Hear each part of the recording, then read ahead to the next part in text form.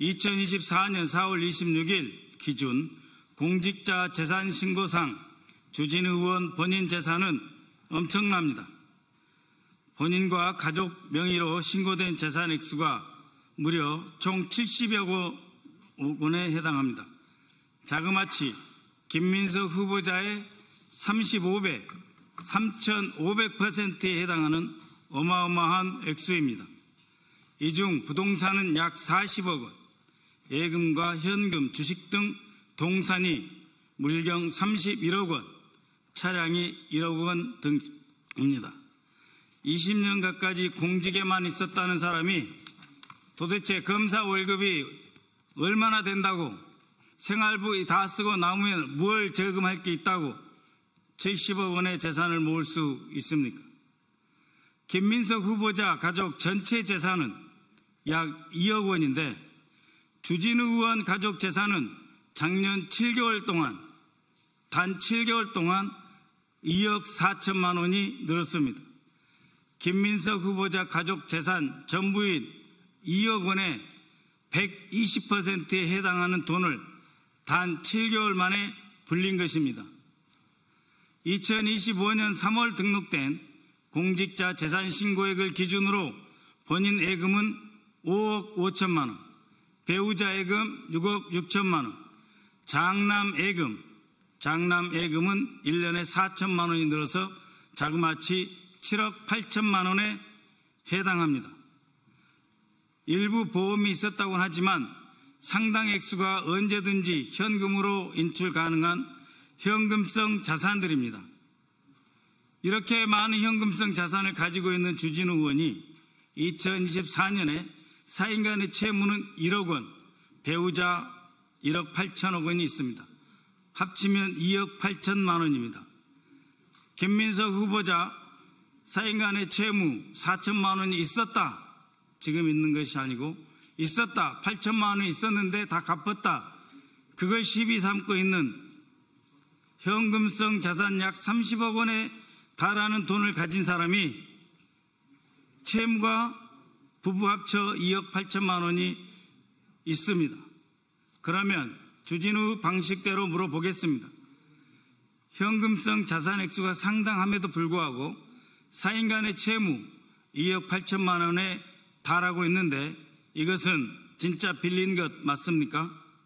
또 1억 원에 대해 상환했다고 되어 있는데 무슨 돈으로, 어떤 소득으로 갚았습니까?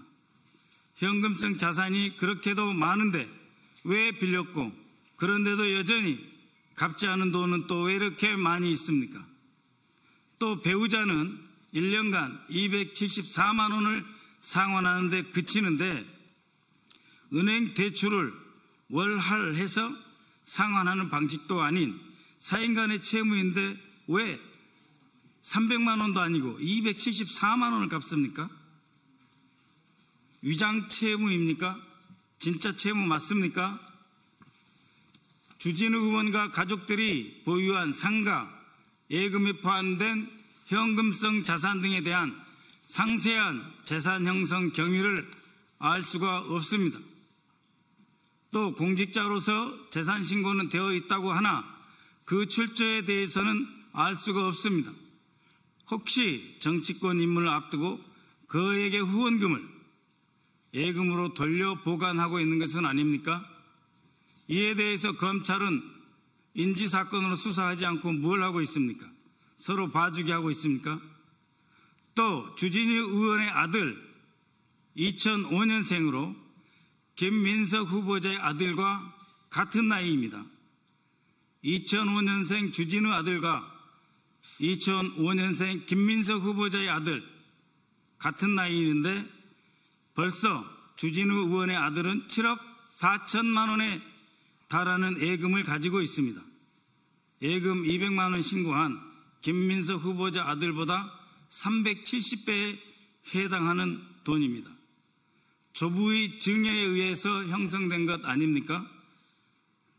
정상적이라고 자신할 수 있습니까?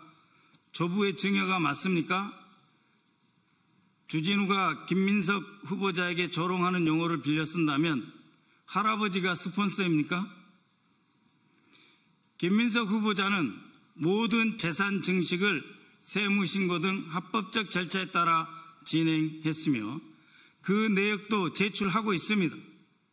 차용증 사본도 언론을 통해 공개하고 있습니다. 그렇다면 주진우 의원도 본인의 재산 증식 과정과 사인 간의 채무 그리고 그 차용금에 대한 차용증을 국민 앞에 낱낱이 공개할 의사가 있습니까? 모든 것을 다 해봐야 김민석 의원 재산 2억입니다. 거기 어디에 부정부패가 있습니까? 김민석 총리 후보자는 젊은 시절 이른 나이에 정치권에 입문하였습니다. 서울대 총학생회장 출신으로 386 세대의 대표 주자로서 주목을 받았고 30여 년 전인 2002년 민주당의 기대를 안고 서울시장 후보로 출마하여 화려한 정치적 조명을 받기도 했습니다. 그러나 그 이후 그의 정치적 여정은 결코 순탄치 않았습니다. 젊은 시절 시작한 정치였지만 그 누구보다도 험난한 가시밭길을 걸었습니다. 오늘 총리 후보자 자리는 그 지난한 세월 동안 스스로 역경을 이겨내고 극복한 과정에서 쌓아올린 노력의 결과물입니다. 정치적 자금 문제로 시련을 겪었고 표적 사정과 과중한 세금 압박으로 경제적 고통이 수년간 이어졌습니다. 전세금을 털어서 추징금을 갚고 매달 숨막히는 그 무거운 중가산세에 시달리며 신용불량자 신세까지 떨어졌습니다. 낙선과 정치 복귀를 반복하며 수많은 좌절과 실패를 맛보아야 했습니다. 화려하게 시작했지만 결코 쉽지 않았던 시간들, 그 시간 속에 누구도 김민석 후보자가 정치적으로 재기할 수 있을 것이다 라고 생각조차 하지 못했을 그럴 시간들이었습니다. 그러나 포기하지 않고 묵묵히 견뎌 마침내 국민 앞에 다시 선 사람, 그것이 오늘 우리가 바라보는 김민석 총리 후보자의 모습입니다. 그 긴 시간 동안 그는 누구보다 외로웠습니다. 정치적 후광 없이 거대한 조직이나 스폰서에 기대지 않고 스스로 버텨냈습니다. 주변 지인의 인간적 도움 이외에 기댈 곳조차 없었습니다. 정치적 미래가 불투명한 시기에도 끝까지 책임을 회피하지 않고 모든 추징금과 세금을 완납하며 자신과 가족을 지키기 위해 싸워온 사람입니다. 김민석 후보자는 과거 사건에 대해 사법적 심판을 이미 받았습니다. 처벌받을 만큼 받고 고통받을 만큼 받았습니다. 벌금형을 수행하며 법적 책임을 졌습니다. 전세금을 털어가며 2억 원의 추징금을 성실하게 납부했고 동일 사안에 대해 매월 140만 원에 달하는 중가산 증여세도 납부했습니다. 20여 년 가까운 세월 야인으로 지내면서 정치적 책임까지도 졌습니다. 그런 모습을 주진우 의원이 피식하며 웃어 비웃을 수 있습니까? 본인 얘기대로 자기 객관화가 너무 안 되는 것 아닙니까? 수많은 시련과 짐을 온몸으로 감내하며 여기까지 온 총리 후보자의 앞에서 정치적 공세를 위해 스스로 온 매무새를 가다듬을 정도의 정중함은 지켜줘야 하는 것 아니겠습니까? 국민의힘 주진우 의원께 촉구합니다. 정치적 도덕성을 말하려면 스스로의 거울부터 먼저 들여다보아야 합니다. 남의 상처를 발판 삼아서 자신의 정치적 이익을 쌓으려는 저렴한 공격은 국민의 상식과 공감을 얻을 수 없습니다.